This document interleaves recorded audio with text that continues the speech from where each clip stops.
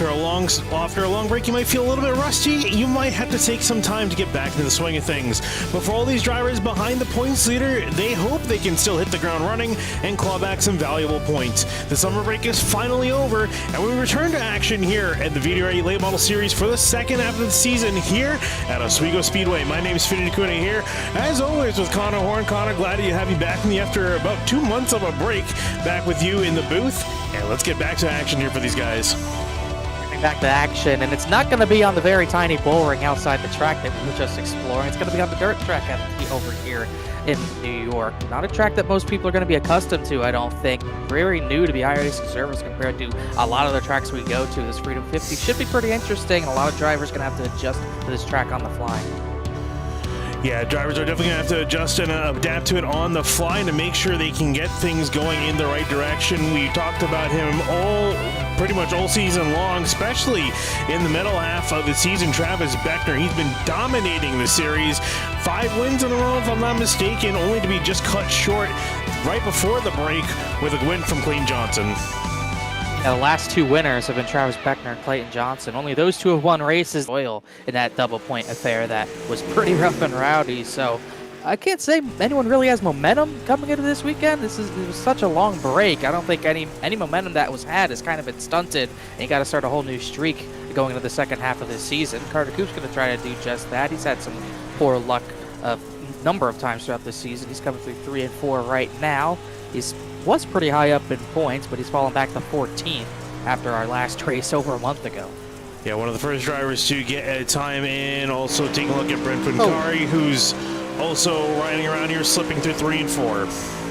Yeah, really slipping and sliding. I was watching Carter Coop just wreck himself, basically. Pancari's been consistent. He's had some flashes of good runs, but ultimately maybe a little bit of a struggle. 18.654 was 3/10 slower than his fastest, but his fastest was 3/10 of a second off of Carter Coop. Casey Lacatus trying to get some momentum in the second half of the season as well. Ran a little higher through 3 and 4. We see a lot of drivers next to that, those jersey barriers around the inside of the racetrack. He's about half a second off Carter Coop's time. Ryan Swan taking a look at him, the number 20, up in the wall. I think he was on an outlap, so he's going to reset and get that going back once more. Jacob Bell, I believe, is on a flyer, just about to start a flyer, and whoa, he's getting up there, trying to get a solid run to the start-finish line. Pretty flat up there, but it's not going to be like, I believe it was our last track, Lucas Oil, where if you got too high up, it was just very flat around the top side. You can use all the racetrack. You will be certain to see everyone kind of putting that right rear planted against the outside wall. Would be shocked if the 28 wasn't the one leading that charge. And when we get to the 27 was leading the end of that charge.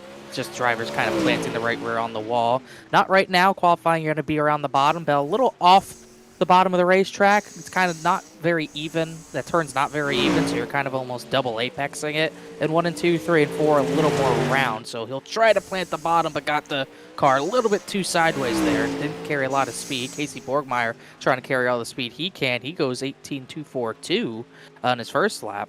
Yeah, and the second lap did not get in. Talking about a driver that was very quiet in the first half of the season. He's always there at the end once the smoke cleared, who got some solid points in. As Travis Beckner, just looking at him, he just reset. Ryan Swan, I think, is out there just getting laps. Joseph Swan out there in the number 1 machine. But Borgmeyer has been very quiet. Oh, and actually, as I say that, Ryan Swan actually across the line, goes up to second place, pushes Borgmeyer back to 3rd. But Borgmeyer looking to be pretty strong. Potentially to start off a new half of the season, be up further up. The order, he's been inching up there every race. It seems to be that he's been improving. Definitely been improving, just hasn't been able to really get the crazy finishes. A lot of top 10s all season, but just not a lot of top 5s. He's only got 2 less top 10s than Beckner, but he has 5 less top 5s and obviously 5 less wins. So if you just could get a little bit closer up towards the front, maybe tonight's the night with a little bit of a lighter field, he can maybe get himself into the winner's circle, as this is the lap everyone's going to be watching here. Oh, as he gets the wall, and he's going to have to abandon it and reset. Smile on his face. I'm actually kind of surprised. You'd think he would be a little bit more disappointed with that, having to reset the car, but gets back to pit road, gets back out there with just over a minute remaining. Should have more than enough time, and quite a few drivers waiting for the end. A lot of big names in the series. Beckner, Freiberger, Cannon, and Clayton Johnson all yet to set times, but I'd say that Johnson out there flying around 3 and 4. Yeah, he went immediately up to the top like Travis was doing, but I was kind of surprised Travis did that for his main lap. On lap 1, he went to the top. Clayton Johnson going to try to just very, gently get that nose kind of skirting across the Jersey barriers on the bottom of the racetrack. He's going to go to kind of the middle bottom, really. Didn't really get all the way down there, but you can see maybe a little bit too slick on the way bottom of 3 and 4, but he got a pretty good lap down, 17.748. But Travis Beckner went 17.42. Wow. Johnson went 0.3 faster than Coop, then Beckner doubled that. That's an amazing gap, and they completely shattered the 18-second barrier. Both of them very solid times. Jaden Freiberg trying to see if he can join the party up. We know this 24 is fast. Has yet to be in the winner's circle this season. As he comes across the line, 17.7. Not as fast as competitors, but will still be up in third. Jacob Cannon up to fifth at the moment. And this is going to be his last lap. Can he get the pole away? Beckner has a big gap over the field. Can Jacob Cannon top that time? No, he cannot, but he goes to second. What a lap. Travis Beckner is very used to dirt racing, and he's ready to just go for his 6th win in the last 7 races. He gets pole for the main heat, for the first heat, by, what, 2.5 tenths? That's a crazy gap. Yeah, very, very big gap to the rest of the field. Probably the biggest gap I want to say we've seen all season long. So Beckner looks like he's definitely been getting down and practicing in the offseason. He's kept that momentum going, or trying to at least. He had his record that he's been building up snatched away from Clayton Johnson. He broke that winning streak, and now I guess he's set to see if he can resume that and pick it up where he left off as we get ready for heat number 1. Be a pretty fun one. Sun sets a little bit more. I'm sure we'll be almost in darkness, kind of what you see right now when we get near the end of this session, when we get to the feature, but still a little sunlight on the racetrack. Beckner on pole for this one. He's got a pretty strong heat. Freiberger and Borgmeyer behind him, so he'll just have to try his best to plant the bottom. Yeah, taking a look at our starting order, Travis Beckner will lead them to the start-finish line for heat number 1 in pole position. Then next to him, Jaden Freiberger in the 24 in second. Back in third is going to be Casey Borgmeyer in the 101. Next to him, Bryce Senizak and Christian Navarro will be rounding out your field of 5 here for heat 1 in the 56 machine. This is a very solid order between Beckner, Freiberger, and Borgmeyer. Definitely one to watch. Let's get one more time. Pace truck will leave on the back straightaway, and then field left control through 3 and 4, as you've seen for a majority of the tracks this season. We don't actually know specifically what the restart zone is, but that pace truck goes off. We'll get a pretty good idea of when the leaders go, and we'll see how the racing progresses throughout this night.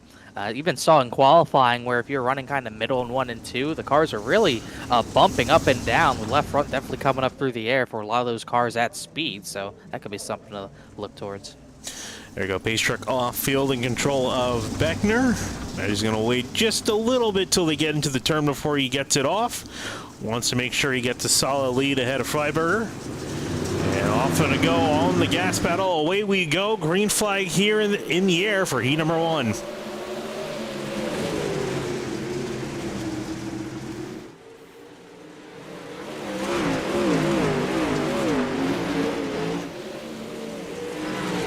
Solid run from Beckner, immediately breaking away from Freiberger, already putting a bit of a gap, and actually everyone gets single file pretty early on. Borgmeyer a little bit closer back to Senizak, but really Freiberger and Beckner taking off. Now those two getting away from Borgmeyer. Borgmeyer just not able to keep pace, and Beckner just able to keep it smooth. Even Freiberger, compared to Beckner, he's entering the corner a lot faster. Beckner's making up a lot of his time on center to exit of these corners. He just got away by another 2 tenths there, and these two, like you said, class of the field. Really no battles right now. This might be a theme of what we see tonight. We might see this race get a little more spread out than normal. I think after what happened at Lucas Oil, I think that might be what the drivers might want to hope for. That race was absolutely chaotic in the best way, I would say. But Beckner just getting out there, putting his line in, you see the focus on his face, just hitting his marks. And then you mentioned too the bumps in some of these corners, especially in the back straightaway and out of turn 2. Very bumpy, and it takes a lot of finesse to get the car going in the right direction. I think maybe a product of that as well is that this is not just a dirt track. It's just pretty much, I don't know how it's scanned, but it's pretty much a bunch of dirt on a pavement racetrack. Like Bristol, essentially. Pretty much like Bristol, except this is a flat racetrack when it's paved, and they just put a bunch of dirt on it. Makes it completely different. So that could have something to do with the way the racing is as well. You're just getting a lot of those bumps that are in the pavement, and it's just kind of contributing to what you see in the dirt cars. Because you can see, like we said, the left front's bouncing up and down a lot, especially on the initial start of the race. And look at the gap between these drivers. Are only after just about 6 laps of competition. Beckner almost a straightaway ahead from Freiberger, and he himself almost a straightaway ahead from Borgmeyer. And he's not conserving either. No. Beckner had his left front scraping the wall on the inside. Take a look. Best time for him, 17.5. Freiberger scraped it too much. He's actually got left front damage. Playing with the limits, testing them early on might as well, as Beckner takes the white flag. Very big lead ahead of Jaden Freiberger. There's nothing really to worry about, and probably one of the quietest heats we've seen in this series so far. He goes up in turn 4. Hits the wall just a little bit, but no harm, no foul. Beckner takes the win in Heat 1. It'll be Freiberger second place, Borgmeyer, Senizek, and De Boer rounding out your field of 5. And Beckner, it almost seemed like he tried to test that top side because he knew he had so much room. He figured he might as well see what that high side can do right now. And obviously, he was like 2/10 slower than Freiberger was on that final lap. So top's not quite there yet, but we'll see where it gets to in these last 2 heats. Yeah, 2 more heats to go. And we'll get going and take a look at your starting lineup for this heat. Starting on pole for this one will be Jacob Cannon sitting in the 93 machine. Next to him, Carter Koop lined up in second place. Then we got Brent Picari lined up in third in the 35 with Joseph Swan rounding out your field of 4 for heat number 2. Dalton Kane was slated to line up 5th. I haven't seen him in the session, so we'll see if he joins for the feature or not. Obviously, he'd be a pretty big threat to win. He might have EOL. I'm not even quite sure. He might be suspended. I can't even remember what happened to Lucas Oil. But either way, he would be a pretty big threat. Yeah, let me actually try to double check and see what happened from Lucas Oil. If there are any pending. Been a while. It has been a while. Settle at the bull ring outside this track. That's all we need. That'd be hilarious to see these things flying around there like that. The track is way too small. Let's see, looking at, trying to look at rec score myself. Don't think anyone's suspended for this one. I don't believe.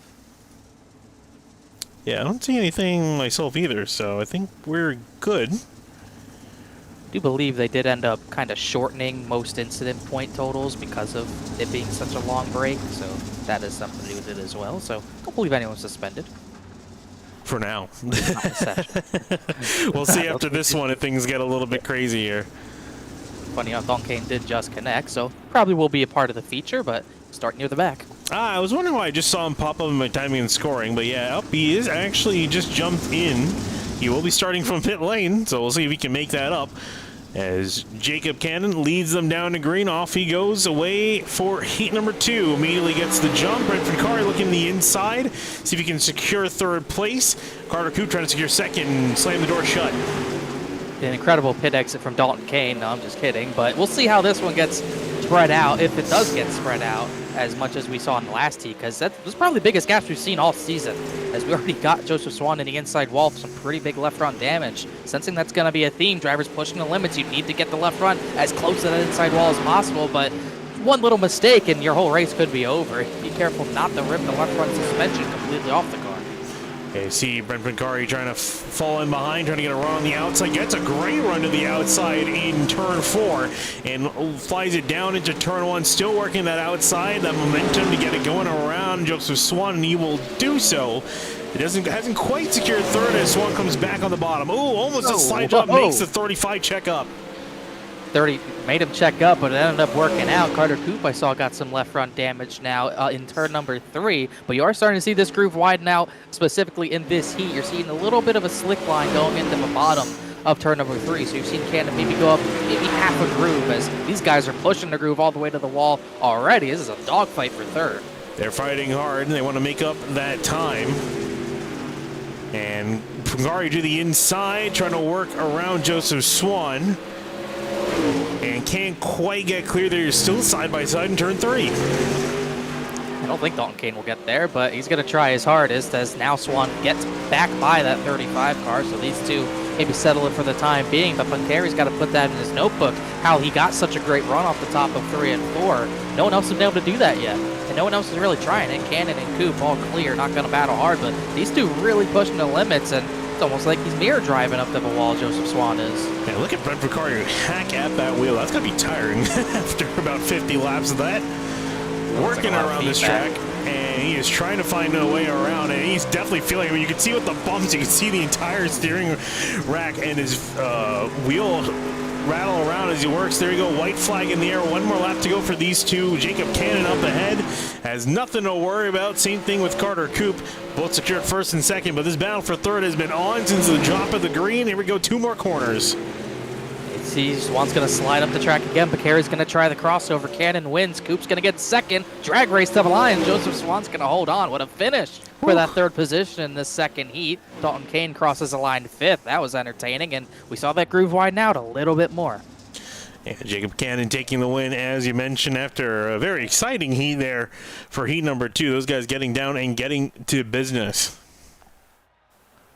We'll see if we see any of the front runners, see if maybe a battle for the front can move up the racetrack like we saw that battle for third move up. Still got some pretty good drivers on Heat 1. Clayton Johnson, I'm sure, is liking this heat. He's going to try to get that third place starting position, but still might have some threats in behind him, like Zabot, who did not put a time down. He'll have to get through some of those guys, but we know Ryan Zabot has some speed, and Ryan Swan's had some good runs this season as well. Taking a look at your lineup for heat number 3. Starting on pole for this one will be Clayton Johnson in the 225. Next to him, Ryan Swan lined up in the number 20 machine. In behind them, Jacob Bell lined up in the 77 machine in 3rd. Next to him in 4th will be Casey Lacoste in the 13 car. And rounding out your 5-car field for Heat 3 will be Ryan Zabot, as you mentioned, did not get a time down, so we'll have to move himself up the order. And we've seen he's had some speed here and there, so definitely one to keep an eye on. Might be able to move up 2, maybe 3 spots if we can get past Ryan Swan. Well, haven't really, I guess, trying to look. I guess we have seen a pass. We saw the pass Punkeri. Not Punkeri, but Joseph Swan made a pass for that third position. Second heat, first heat, everyone kind of finished where they started. We'll see if we get a little bit of movement in this one. Obviously, it's different with 5 cars compared to when we see 15 or 16 in the feature, but we'll see if, you know, like we said, Zabot's got speed, so if anyone's going to make a pass in 8 laps, you'd think it would be him from the back. See if we can get it done here. Let's get ready for the final of our 3 heats tonight, and then just before we head into the main event, 15 cars strong here at Oswego, resuming the second half of the season for VDRA Late Model Series. Whoa, and some contact already. Oh. Not sure that was friendly or that was on purpose or by accident. We'll find out here when this heat gets underway. As Johnson taking his time, and there he goes, finally away. Ryan Swan, actually some contact there, trying to see where he can get Johnson on the start. Here we go, green for heat number 3. Swan to the outside, and whoa, Jacob Bell around, and contact with Zabot. Yeah, I don't know if Zabot got too much contact, but Lacoste has gotten to the rear of Jacob Bell, turned him sideways. Nothing Bell could really do at that point. And I think the 10 got away without damage, but lost all that time on track as Clay Johnson's not clearing away from Ryan Swan quite yet. And Jacob Bell in the wall again. Not sure he's got permanent damage from that contact. That's affecting him, but Zabot up to 4th. Lacoste up in 3rd. Swan 2nd. And Clayton Johnson up in the wall. Oh, more in the wall out at turn 4. And that's going to allow Ryan Swan to catch up.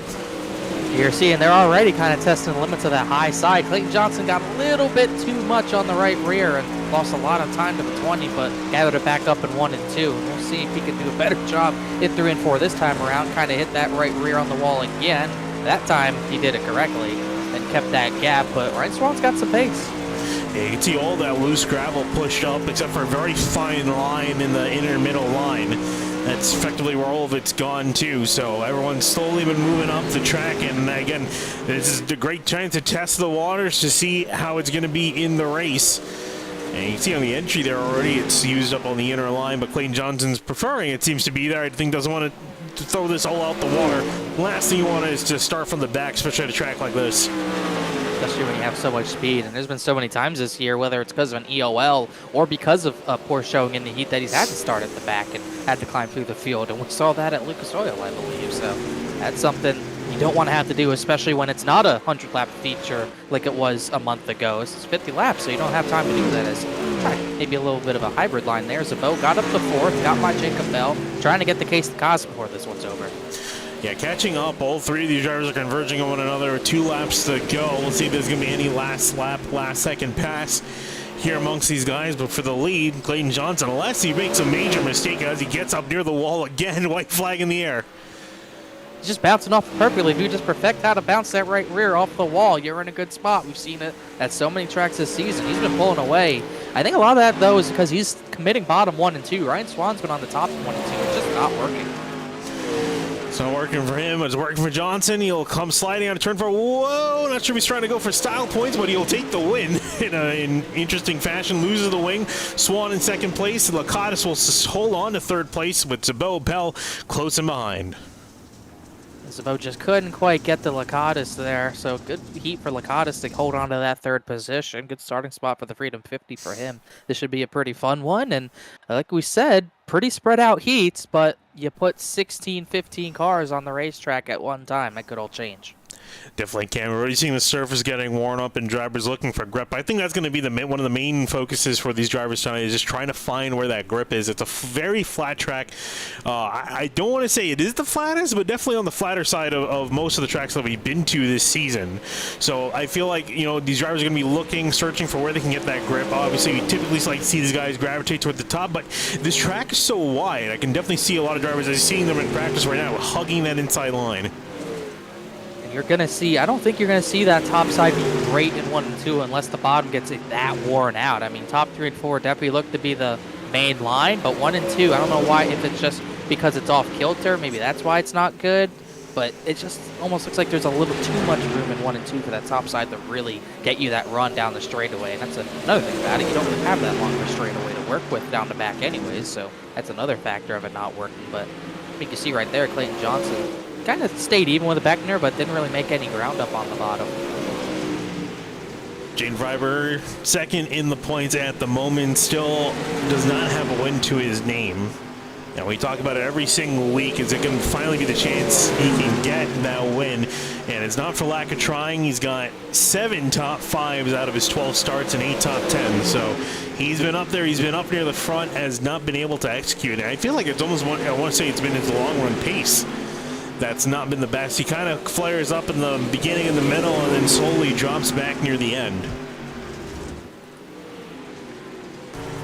Said we know he's got the speed. He just pretty much showed it right there, but just has to get those finishes and hope we can maybe get a few points here and there from Beckner. It's an 88-point gap, a pretty big gap, and he only was a point ahead of Jordan Martin, but Jordan Martin has not been on the scene last few days, and Martin will not be here tonight. So the first race Jordan Martin's missed, and that'll give Freiberg even more room for this runner-up position. That puts Casey Borgmeyer probably in the closest position to Freiberger, and he's about 52 points back. But you know, the 24 has speed. You would think it's just a matter of time, but you know Beckner's going to be tough to beat regardless. Yeah, even Jacob Cannon, too, was starting to enter that conversation. It's kind of surprising he hasn't gotten a win yet. Immediately started off on fire in this series. Has 1 pole position to his name. But again, and he's finished in the top 5 every single one of his starts. So he's definitely been up there, been there in the conversation. Again, hasn't been able to get it, but not for lack of trying, and he's still got plenty of races left to go. We'll see. Maybe tonight can be the night for him, for Freiberger, maybe for Beckner, or someone else entirely. Could be anyone, really. I mean, we got obviously those main 3 starting in the top 3. Carter Coop in 5th. He's shown speed. Ryan Swan showed some pretty good pace in his heat. Borgmeyer obviously starting in 7th. You just never know. Just never quite know here as we get ready to go here at Oswego on the dirt version of the track. We were talking about it before. Effectively, 90% of the year, this track's a paved oval.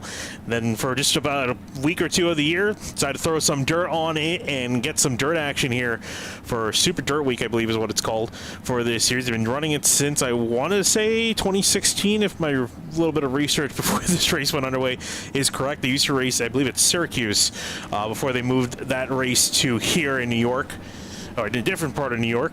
Unfortunately, not been in Oswego. I've been around the area, but haven't had the chance to visit this place. But I got to tell you, the paved version of the track, very fun, and what we've seen from the dirt version can be pretty fun, and for these drivers, might be a little bit treacherous here as we get going on the pace lap. I believe since 2016, Oswego has hosted Super Dirt Week, and like you said, it was in Syracuse for, what, 43 years? Yeah, a very, very long time. And I think that the track actually closed down in Syracuse, which is why they had to move it somewhere. And so this track got $1 million worth of renovation. I believe the new stands, the big stands up near the front, that was part of that renovation. They had a whole bunch of facilities added. It's a very, very well-equipped facility. And we're going to see these guys take to it here. 15 car field strong tonight. Solid group of drivers near the front. Beckner, Cannon, Johnson, Freiberger, and Carter Coop, your top 5. Ryan Swan, Borgmeyer, Joseph Swan, Licata, Senesac, top 10. Punkeri, Zabot, DeBoer, Kane. Gotta watch Dalton Kane starting 14th. Jacob Bell in 15th. So, obviously, we've seen Dalton Kane have to come through the field a bunch of times this season. Tonight will probably be no different, and he has very limited time. It's very limited time. We'll see what he can do. We'll see what a lot of these drivers can do here. 50 laps on the board. Fielding control of Travis Beckner. Slowly working his way to the start-finish line. Waiting to pounce, waiting to go. There he goes, Travis Beckner away, and we are green here at Oswego.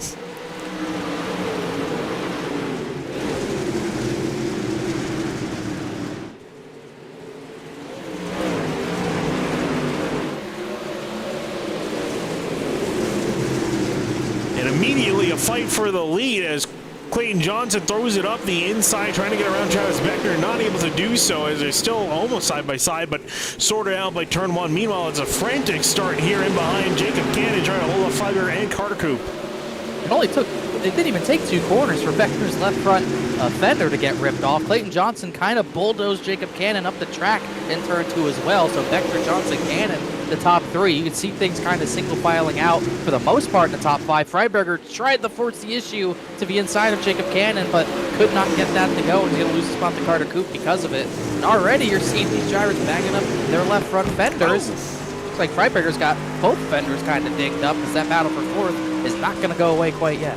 Yeah, Freiberger hit the wall last lap around in turn 1, and that allowed Carter Coop to kind of come back to the inside, do a little bit of a switchback, and it's worked out pretty well, trying to see if he can secure the deal, throws it into turn 3, can't quite slide up ahead of the 24, and he will circle back around. Freiberger actually take the spot and secure it back in 4th place, and you see Ryan Swan a little bit out there, trying to see if he can work around, and it's Casey Borgmeyer in 7th, and Joseph Swan in 8th.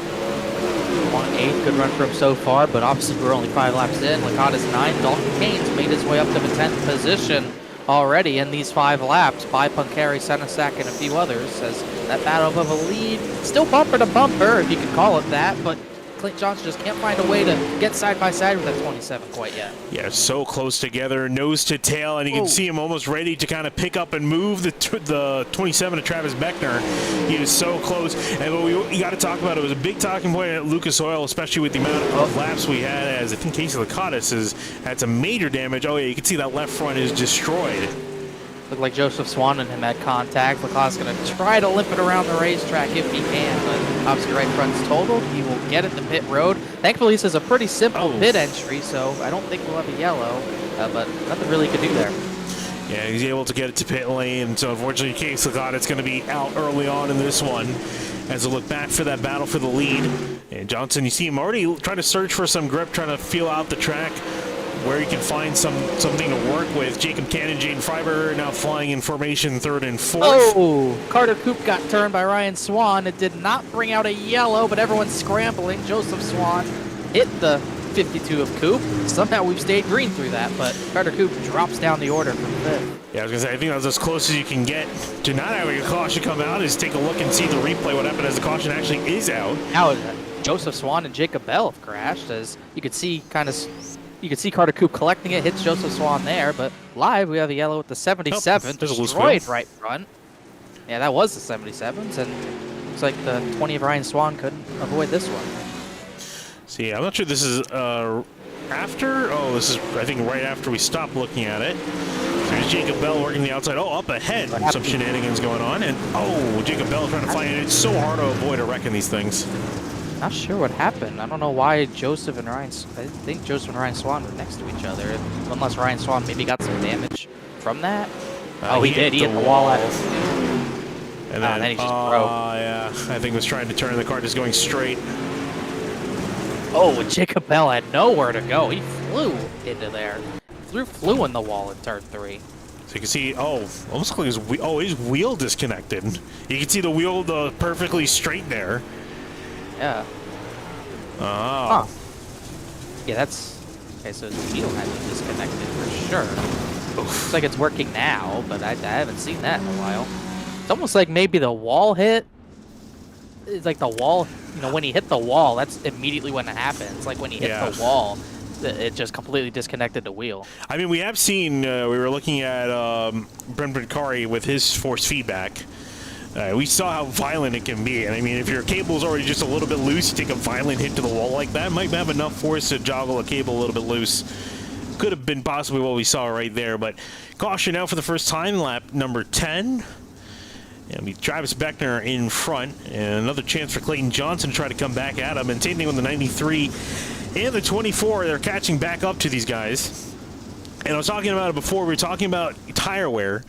Big talking point of Lucas Oil with the extra 50 laps we had. Only 50 laps tonight, but I think definitely something to consider for. And we have heard these drivers mention at some other tracks they had to lay back a little bit, conserve a little bit of tire. I wonder if that's maybe a concern. Maybe what we're seeing from the 93 and the 24 backing off just a little bit. Just have to wait and see. Obviously, the 225 and 27 were away from the field. We'll see if that changes or not. Waiting to go see Herring getting very antsy. There we go. Finally off and away. Beckner keeping them waiting. And we'll just slide ahead of Clayton Johnson as we come back to green. Johnson way up on the high side, trying to get a decent run out of the corner. Maybe do a switchback, maybe a move to the bottom. Can't quite get to Beckner. Jacob Cannon trying to secure a spot and keep Casey Bortmeyer at bay, and he's holding up a bunch of cars. Don't look now, but Dalton Kane, yeah, that yellow really helped him out. He is all the way up into this battle for fourth in just 10 laps. That's incredible.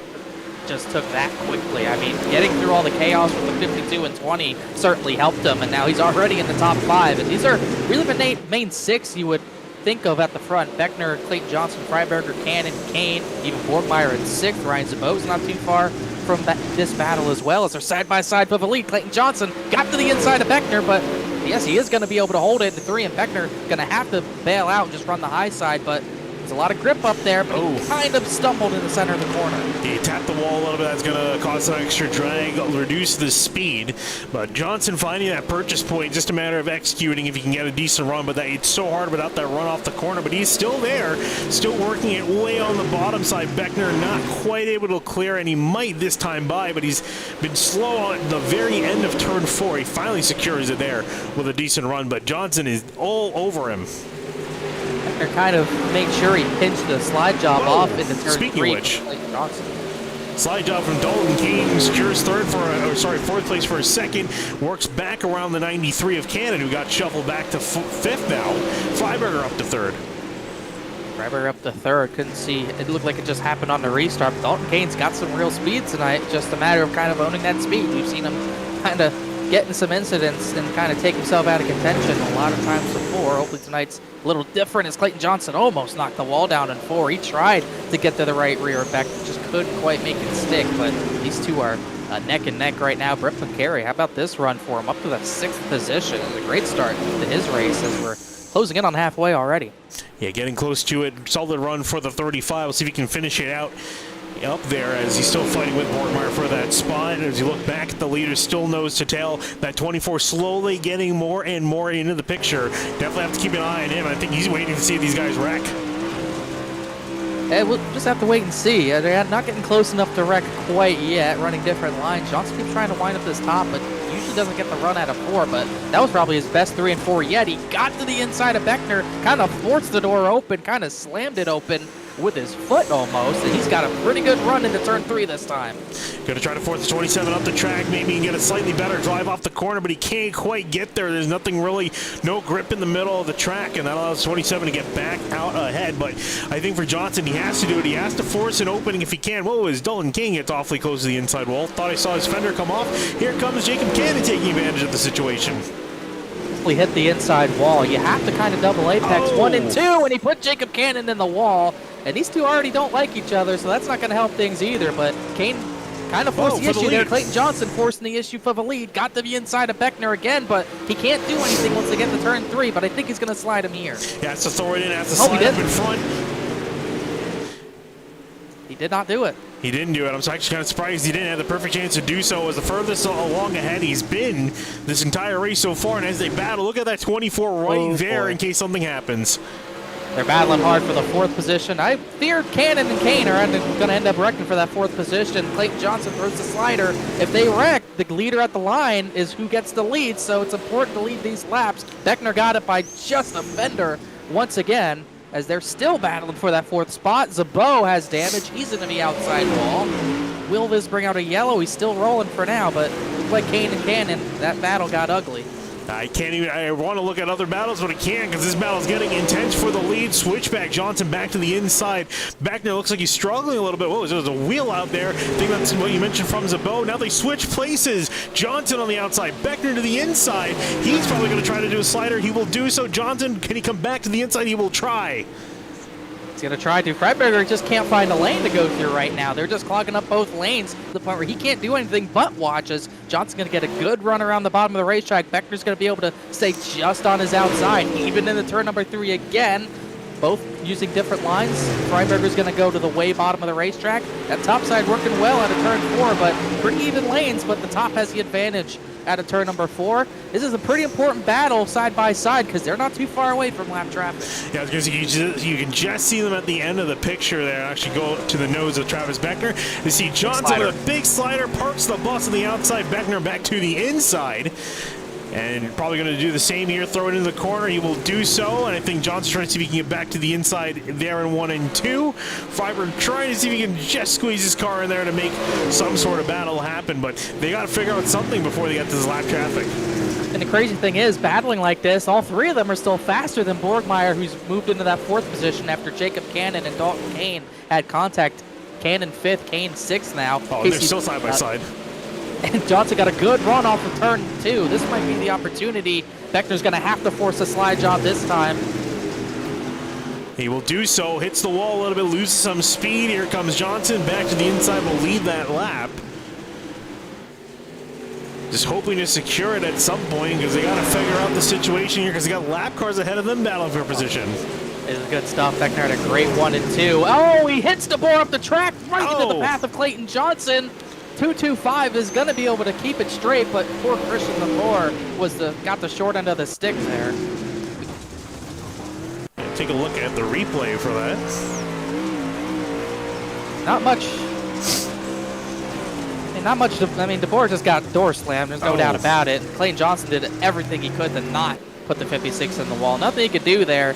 I would be pretty upset at Beckner if I was Clayton Johnson, but it's worked out for the 27. It's gotten him the gap he needed to get away from the 225. Meanwhile, I still think Dalton Kane and Jacob Cannon are going to wreck each other. Now they're still battling for the 5th position with pretty battered cars. Yeah, I was going to say, it doesn't look like this battle's going to end anytime soon. There goes Johnson throwing to the inside. They're effectively doing what Beckner and Clayton Johnson been doing up near the front, switching back and forth, fighting for 5th position. As they go tooth and nail for him behind them, Brent Picari and Bryce Senizak doing battle for 7th position. Right behind him, like we said, Picari's had a pretty good run. Started 11th, got 4 positions pretty quickly, as I believe Brian Swan's hit the wall again, but he's blinked out, might have all tapped forward, as Senizak's having a good run through the field himself. Him and Picari kind of been a neck and neck through this field. And it looks like that Dalton Kane's found his place ahead of Jacob Cannon. And Cannon, I think with some damage to his car, he's starting to lose out on some pace because here comes Brent Picari starting to mount some pressure as he's gone definitively ahead of Bryce Senizak. Senizak trying everything he can, but I think at this point in the race, that bottom line's kind of done unless you're right around the bottom of the racetrack like Dalton Kane's doing in 3 and 4. We're at that point where you're either on the wall on the outside or on the wall on the inside. Saw for a second that Jane Freiberg got awfully close to Clayton Johnson. And there he actually goes ahead of the 225, secures 2nd place. And these two, Beckner was able to get that gap with the contact with the 56, and he has not looked back. It's now about a 1.5 second lead over this battle for the 2nd position. And you got to imagine at some point what they want to decide, hey, you go and try to fight them and then I'll follow on through. But it looks like they're busy fighting for 2nd place. And they got a nearly 5-second gap. They're just back to 4th place, Casey Borgmeyer, and then Dalton Kane as he just hit the wall again. That right front's looking very torn up. Very torn up, but he's able to keep it straight. But every time he gets a little bit further away from Jacob Cannon, he puts himself right back in that battle line. I'm shocked he didn't break the suspension. I mean, he slammed it. And meanwhile, for this battle for second place is still not dying down. Johnson almost in the wall, trying to gas it and find some sort of way around Jaden Freiberger. This battle continues for second place and one of the closest on the racetrack. Oh, Johnson skirting that right rear across the outside wall. He didn't really get on that good of a run. Little contact at the start-finish line, as that top side looks to be a lot better in 1 and 2 than it was at the beginning of the night. He just ripped the top there and got that position right back. Yeah, just I think a lack of people trying up there. I think it's a little bit better to work with at this point in the run. So Johnson gets second place back. Imagine Freiberger is going to try to go for this one more time. Throws it back to the inside. Not sure if he's going to be able to do much unless Johnson makes a mistake. I think Clayton Johnson, it might still be a touch faster when he's not pressured, but at this point it is the battle for second. 10 to go next time by. So if we get a yellow, I believe that means fully single file restarts. Beckner does not want to see any of those. Yeah, I imagine he definitely does not want to see a caution. This is the best thing that he can hope for here. A return to form. He's got 2 seconds, a gap between himself and Clayton Johnson in second place, and not much traffic up ahead. He's going to hope that everyone behaves for the rest of this race. He can walk away with another win to his name. Clayton Johnson and Freiberger, this battle continues, and then a huge battle in behind them for 5th place between Dalton Kane, Jacob Cannon, Bryce Senizak, and Brent Pancari, all in this mix. And you see them working through some lap traffic, and side by side here for position for Cannon and Dalton Kane. They're not too far back from Borgmeyer for 4th, but every time Dalton Kane gets away, he kind of messes up and puts himself back in the clutches of Jacob Cannon. And he did it yet again. I think he's faster than Cannon. He's just not as consistent as Cannon, as he chopped the nose and he got booted by the 93 a little bit there. It's about the 3rd or 4th time these two drivers have hit each other tonight. It's going to get ugly if it hasn't already here. They're bumping and banging more and more. The laps are winding down, and they're going to get more and more irritated with each other if they haven't been already. Carter Coop chasing Brent Pancari. He's had to recover from being a part of the first caution partially. He's trying to get back into the top 7. Maybe he gets the Senizak, but battling with that 35 of Pancari for that 8th position. Solid recovery for Carter Coop, and that car actually, compared to everyone else in the field, that car is actually looking pretty decent condition, that number 52. As he tries to work to the inside, as Brent Pancari is stuck on the outside, back to 9th for him. This battle here for 5th, now getting more and more intense. As second's been somewhat sorted out between Johnson and Freiberger. This is now the closest battle on the track. Kane just able to rip that top. Jacob Cannon can't do much about it, but that time Cannon had a good run out of 4. He used all the room and a little bit of a left rear of the 7 to get out of turn number 4 as they cross the line for 5 to go. Great run for Senizak across the top. He's going to try to steal this position. Just able to hang on to that right rear of Jacob Cannon. Now Cannon a little bit pinched down in trouble at this point. Yeah, trouble at this point here. Oh, and maybe some contact there as well. As they get close and close together here, as you see Bryce Senizak fly around the outside, trying to see if he can secure that spot ahead of Jacob Cannon. McCannon still giving it his all, everything he's got, everything left in the tank. Oh, as he just slides in front of Senizak as he hit the wall. Here comes Carter Coop, and his car is actually looking one of the best on the track at the moment. I think Senizak's fortunate that he did hit the wall, because otherwise, Cannon's fortunate that he hit the wall, because otherwise that could have been a big crash. He really chopped him there. As Travis Beckner's taking 2 to go, he's lapping Jacob Bell once again, and there's no pressure for him. Johnson 2nd, Freiberger 3rd, Borgmeyer clear to 4th, and Dalton Kane looks clear to 5th. And Carter Coop, I think, hit the inside walls. He lost that left front fender, as you've seen a lot of people do. But a white flag in there for Travis Beckner, putting more cars a lap down. And what can we say? What a return to form for Travis Beckner. We know he's got the skill. We know he has what it takes as he works his way to the line. Travis Beckner, win number 6 for the 27 machine here at Oswego Speedway.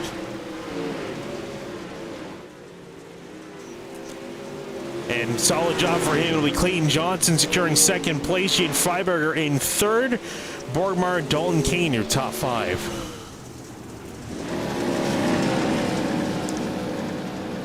That's him revving his engine, saying, I didn't appreciate how you got away from me.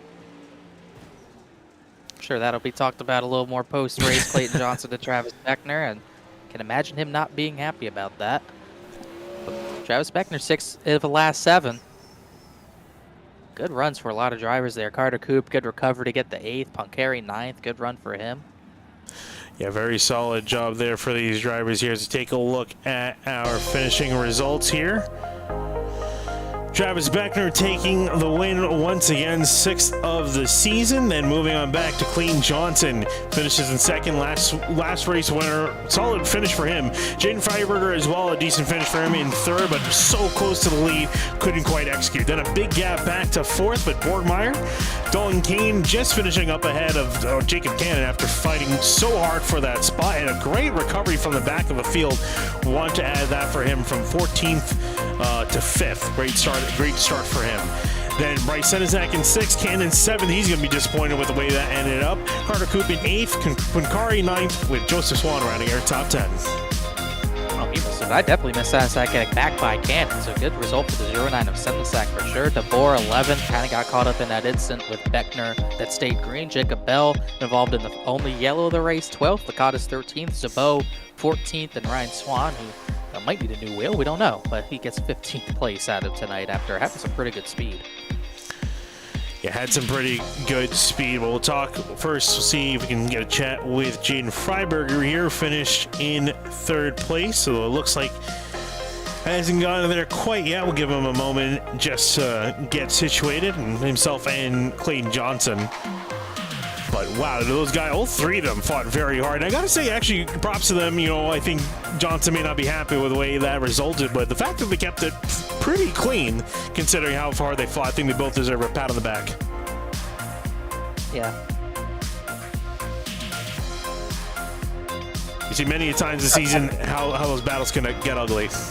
Yeah, a lot of them did get ugly there. I'm sorry, I don't know why I thought you were interviewing someone, but yeah, a lot of those battles did get ugly. We didn't really get a good view of what happened to Dalton Kane and Jacob Cannon, but it's, you know, everyone runs up at the front so often. I mean, you got five of those guys, Cannon, Freiberger, Johnson, Beckner. I mean, all those guys that run up at the front week in, week out, they're always hitting each other because it's such a rough race for most of these guys. And, you know, we thought it might get spread out from what we saw in the heats, and obviously that didn't happen again. And Dalton Kane just getting a little bit too aggressive, I think, once again, is what kind of contributed to all those guys getting a bunch of damage. And unfortunately, Ryan Zabot got the short end of the stick. That's why he finished in the 14th position. But even after a long break, it's pretty much the same old.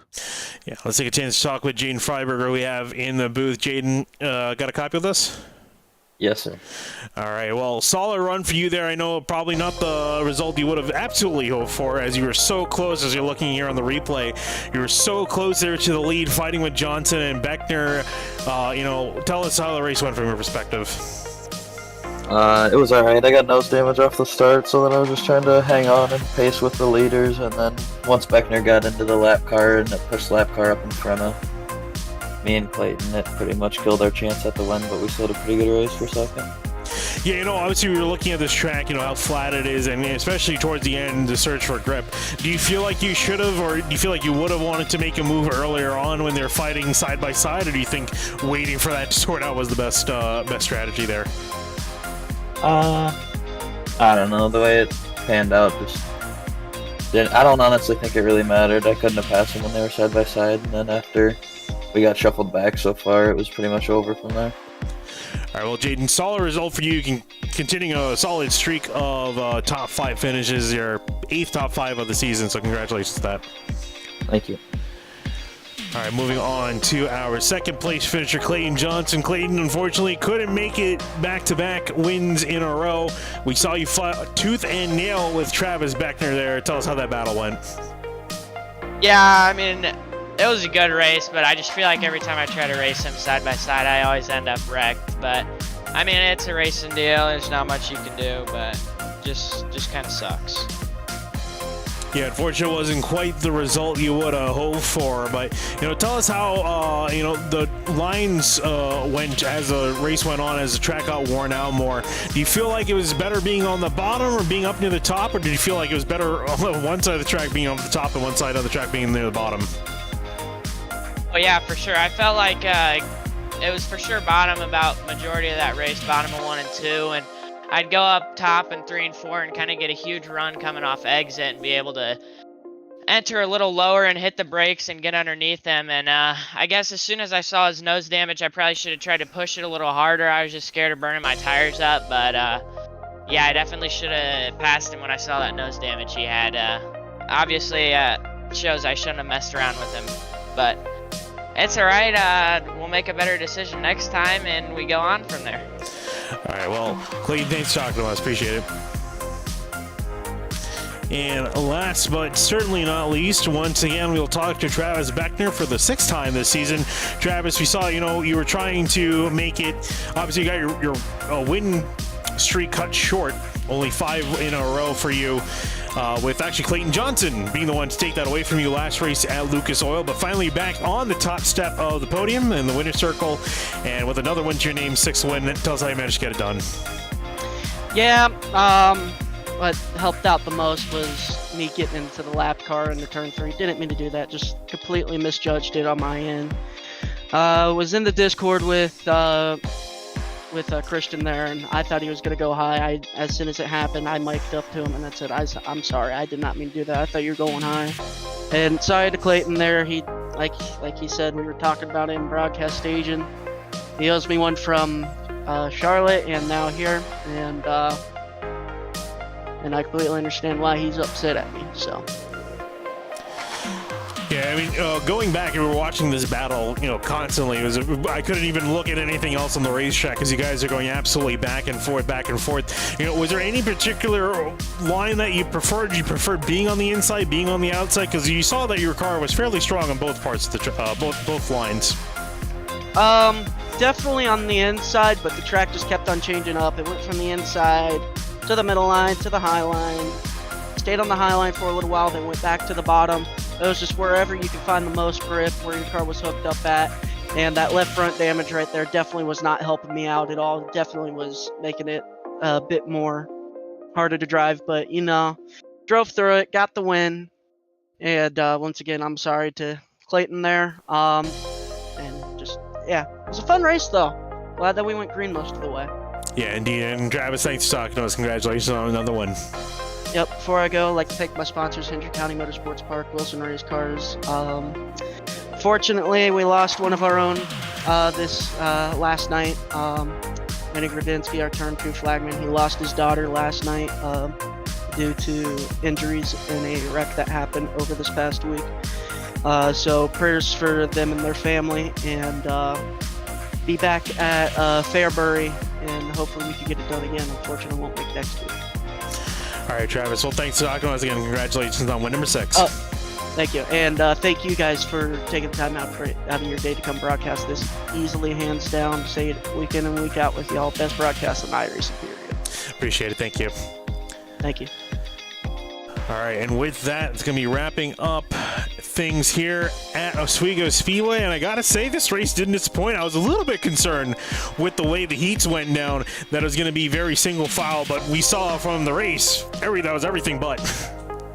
Yeah, definitely everything but. You had 3 drivers above the rest, maybe 5 if Dalton Kane and Jacob Cannon could stop hitting each other, but Beckner, Johnson, Freiberger, that was going to be a pretty darn good battle. To the end, lap traffic usually dictates races that go green like they did tonight. Green 50 was no different. Beckner, like you said, made a little bit of a mistake. I didn't mean to do it intentionally to the 56 at the bore, but obviously with the 225 running the top side entering turn 3, and Freiberger even followed him up there. That was pretty much the battle for the win done right there, and like Beckner said, Clayton Johnson, I guess, has 2 going to the 27 eventually. And it won't be next week at the Netco Nationals, but maybe Fairbury, the 50 lapper, near the end of July, we'll see if the 225, maybe if he wants revenge, he'll get some. But either way, still great racing. 6 of the last 7 for Travis Beckner gives him near 100-point lead over Jaden Freiberger. Pretty easy for him right now. Yeah, we'll see what happens there as we head into the the third of 5 Crown Jewel races. The Netco Nationals at Hussett Speedway. That'll be in just 1 week's time. 80 laps. Actually be the only track on the schedule that's 80 laps in length. So hope to see you there for some more exciting action here from the VDRA Late Model Series. My name is Finney Kuna here with Connor Warren as always, and we'll be signing out from Sim TV. Thank you for watching.